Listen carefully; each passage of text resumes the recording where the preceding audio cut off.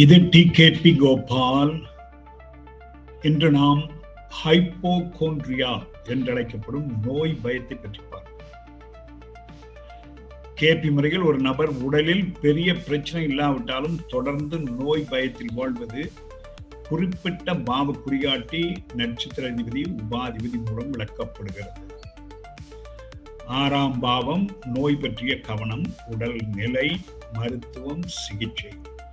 6ஆம் பாவ குறிகாட்டி உண்மையான நோய் இல்லாவிட்டாலும் நோய் இருக்கலாம் என்ற பயம். 8ஆம் பாவம் மறைந்துள்ள பயம் மற்றும் மரண பயம், தெரியாத விஷயங்களில் பயம், உடலின் உள்ளக செயல்பாடுகள் பற்றிய பயம், ஏதோ பெரியது நடக்கப் போகிறது என்ற பய உணர்வு. 6, 8 சிறிய அறிகுறி ஆனால் பெரிய நோயாக கற்பனை. 12ஆம் பாவம் மருத்துவமனை பயம், தனிமையில் போய் நோய் பற்றிய சிந்தனை, தூக்கத்தில் கூட உடல்நிலை கவலை. 6, 12 மருத்துவ சோதனைகளில் அடிமை போல் ஈடுபாடு.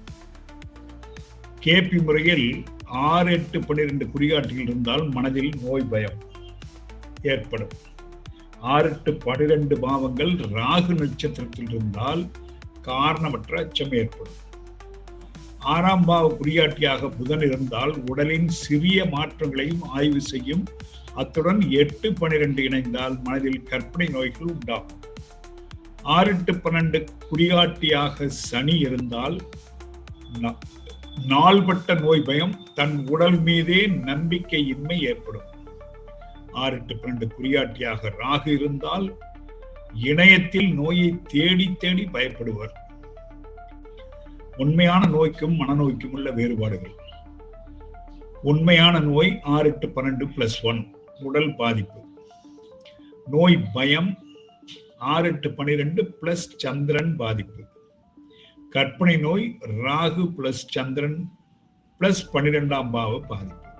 சமநிலை பெற கேபி பரிந்துரைகள்: சந்திரன் பலப்படுத்தும் பரிகாரங்கள், ராகு தாக்கத்தை குறைக்க தகவல் கட்டுப்பாடு மற்றும் பரிகாரங்கள், சனி சமநிலைப்படுத்த ஒழுங்கான வாழ்க்கை மற்றும் மன அமைதி பயிற்சிகள்.